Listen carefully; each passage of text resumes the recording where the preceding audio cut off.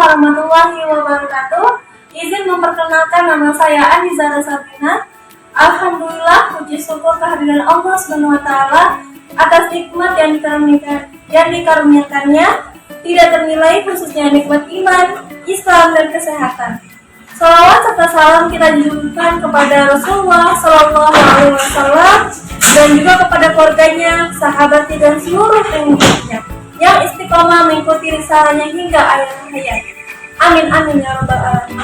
Pada kesempatan yang baik ini, saya akan mempresentasikan dengan judul komponen-komponen kurikulum dalam mata kuliah pengembangan kurikulum yang dibimbing oleh dosen pengampu Ibu Nadi MAG.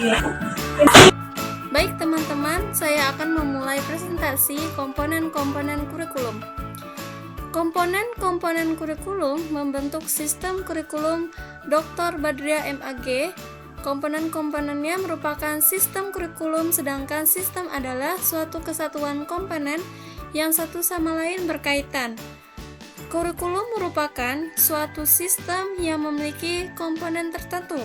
Sebagaimana dijelaskan sebelumnya, komponen atau elemen atau unsur atau bagian yang terdapat dalam kurikulum terdiri dari tujuan, materi, atau pengalaman belajar, dan organisasi. Komponen-komponen yang membentuk sistem kurikulum. Komponen tujuan memberikan arah dan fokus untuk seluruh program pendidikan yang dicapai oleh anak didiknya, baik dari orang tua, masyarakat, pemakai lulusan, maupun sampai pemerintah. Urutan tata tingkat tujuan pendidikan itu sebagai berikut. Yang pertama, tujuan pendidikan nasional, yaitu tujuan pendidikan yang ingin dicapai pada tataran nasional. Dalam pencapaiannya dapat berwujud sebagai warga negara berkepribadian nasional yang mempertanggungjawabkan atas kesejahteraan masyarakat, bangsa, dan tanah air. Tujuan institusional, yaitu yang ingin dicapai pada tingkat lembaga pendidikan. Dalam pencapaiannya dapat berwujud sebagai tamatan sekolah yang mampu dijadikan lebih lanjut menjadi tenaga profesional dalam bidang tertentu dan pada jenjang tertentu. Tujuan kurikulum, yaitu tujuan pendidikan yang ingin dicapai pada tingkat tataran mata pelajaran atau bidang studi dalam usaha pencapaiannya dapat berwujud sebagai siswa yang menguasai disiplin mata pelajaran atau bidang studi tertentu yang dapat dipelajari. Dan yang terakhir, tujuan instruksional, yaitu tujuan yang ingin dicapai pada tingkat tataran pengajaran yang dapat berwujud sebagai bentuk watak kemampuan berpikir dan berketerampilan teknologinya secara bertahap. Pada dasarnya tujuan ini merupakan perincian yang lebih lanjut dari tujuan instruksional menjadi sub bidang studi sehingga menjadi tujuan kognitif, efektif, dan psikomotor.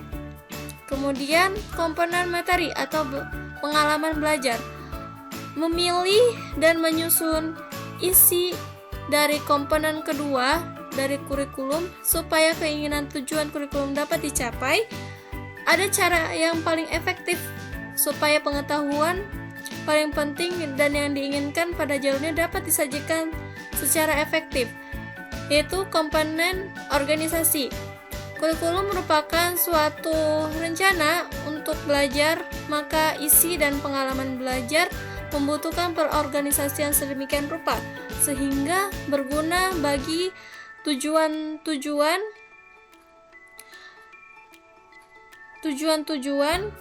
pendidikan. Berdasarkan pendapat Tabat tersebut, jelas bahwa materi dan pengalaman belajar dalam kurikulum diorganisasikan untuk mengefektifkan pencapaian tujuan. Perbedaan antara belajar di sekolah dan belajar dalam kehidupan adalah dalam hal perorganisasian sedemikian rupa sehingga berguna bagi tujuan-tujuan pendidikan. Selanjutnya, organisasi kurikulum yang dimaksud ialah tataran materi baik yang berkenaan dengan bentuk bahan dan pelaksanaannya. Tatanan materi yang berkenaan dengan bentuk bahan atau struktur horizontal diatur dengan cara pemisahan mata pelajaran yang berdiri sendiri atau subject corrective matter kurikulum. Dan yang kedua, penyinggungan atau perhubungan antar bahan kurikulum dalam berbagai mata pelajaran atau correlated kurikulum. Kemudian ada kurikulum yang berintegrasi, yaitu berupa paduan mata pelajaran serumpun atau broadfield kurikulum. Materi bahan dalam mata pelajaran tertentu sebagai unit atau kelompok atau aspek dalam pengkajian dalam suatu topik. Paduan materi atau bahan mata pelajaran yang relevan.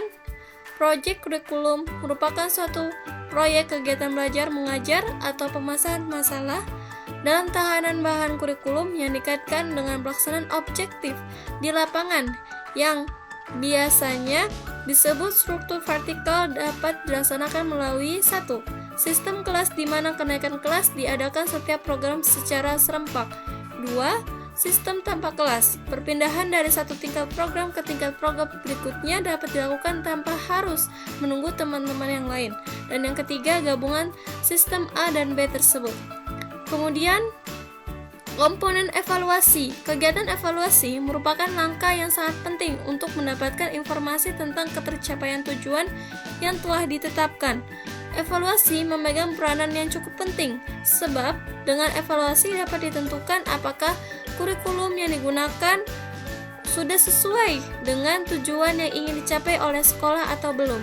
Ada 2 aspek yang perlu diperhatikan sehubungan dengan evaluasi. Pertama, evaluasi harus menilai apakah telah terjadi perubahan tingkah laku siswa sesuai dengan tujuan pendidikan yang telah dirumuskan. Kedua, evaluasi sebaiknya menggunakan lebih dari satu alat penilaian dalam suatu waktu tertentu. Dengan demikian, penilaian suatu program tidak mungkin hanya dapat mengandalkan hasil tes siswa setelah akhir proses pembelajaran. Yang kedua, keterkaitan antara komponen satu dengan yang lainnya. Komponen bertujuan berhubungan dengan arah atau hasil yang diharapkan. Dalam skala makro, rumusan tujuan kurikulum erat kaitannya dengan filsafat atau sistem nilai yang dianut masyarakat. Bahkan, rumusan tujuan menggambarkan suatu masyarakat yang dicita-citakan. Isi kurikulum merupakan komponen yang berhubungan dengan pengetahuan belajar yang harus memiliki siswa. Isi kurikulum itu menyangkut semua aspek baik yang harus memiliki siswa, yang biasanya tergambar pada isi setiap mata pelajaran yang diberikan maupun aktivitas dan kegiatan siswa. Baik materi maupun aktivitas itu seluruhnya diarahkan untuk mencapai tujuan sedemikian rupa. Evaluasi merupakan komponen untuk melihat efektivitas pencapaian tujuan. Komponen-komponen kurikulum menurut Dr. Suderman, SPD, MPD, kurikulum dalam cakupan yang luas yaitu sebagai program pembelajaran pada suatu jenjang pendidikan. Selain itu, sebagai program pembelajaran suatu mata pelajaran untuk beberapa jam pelajaran, baik dalam lingkup yang luas maupun yang kecil. Secara umum, komponen kurikulum terdiri dari 4 komponen utama, diantaranya yaitu tujuan yaitu pendidikan nasional, tujuan pelajaran lembaga, tujuan mata pelajaran, dan instruksional.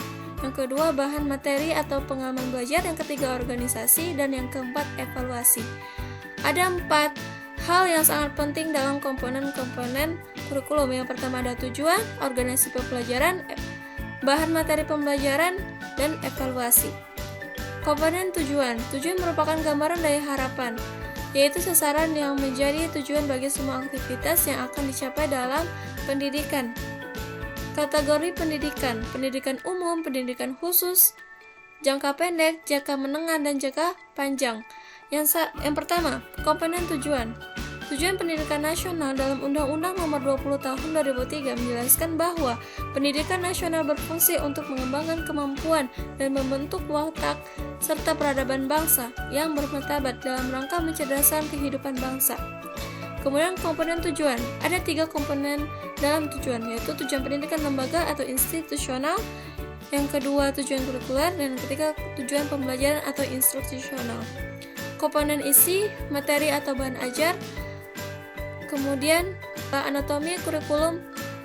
Menurut Prof. Dr.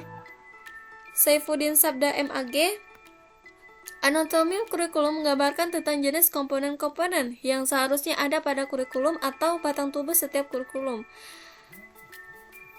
Jadi, dapat disimpulkan bahwa kurikulum minimal berisikan 4 komponen. Yang pertama tujuan, kedua isi materi, yang ketiga proses strategi pengajaran dan pengalaman belajar dan berorganisasi atau isi materi. Dan yang terakhir adalah evaluasi. Komponen kurikulum tersebut memiliki karakteristik dan ketentuan, yaitu komponen tujuan, komponen isi kurikulum, yang ketiga strategi pelaksanaan kurikulum, dan yang keempat evaluasi kurikulum. Kesimpulannya adalah, menurut undang-undang bahwa evaluasi dimaksud lebih banyak berkaitan dengan evaluasi hasil, bukan pada evaluasi proses, desain, dan ide. Oleh karena itu, setiap lembaga pendidikan dan guru sebagai ujung tembak pelaku pendidikan harus dapat melakukan evaluasi proses, evaluasi desain, dan evaluasi ide. Hal ini sangat penting dilakukan dalam konteks implementasi kurikulum tingkat satuan pendidikan. Demikian presentasi dari saya. Saya ucapkan terima kasih. Demikian presentasi dari saya. Mohon maaf atas segala kekurangannya. Sangat diharapkan kritik dan saran membangun guna perbaikan selanjutnya. Semoga bermanfaat. Jangan lupa like, comment, dan subscribe. Wassalamualaikum warahmatullahi wabarakatuh.